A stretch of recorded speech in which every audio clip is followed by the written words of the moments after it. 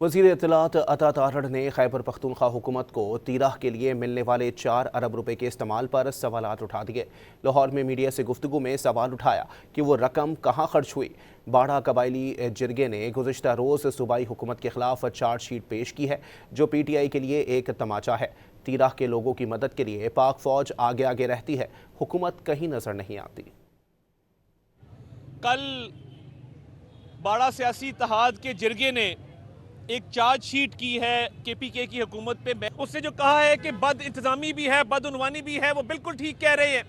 ان کا کل کا جرگہ ایک زوردار تماچا ہے کے پی گورنمنٹ کے منہ پہ اور ان کی بد انتظامی اور بدعنوانی پر۔ وہ 4 ارب روپیہ جو تیراہ کے لوگوں کے لیے رکھا گیا تھا وہ کہاں خرچ ہوا؟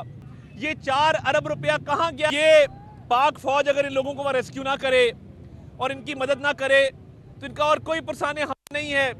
تو کے پی کی گورنمنٹ کو میں کہنا چاہتا ہوں کہ باتیں چھوڑے اور جا کے عوام کی خدمت کریں۔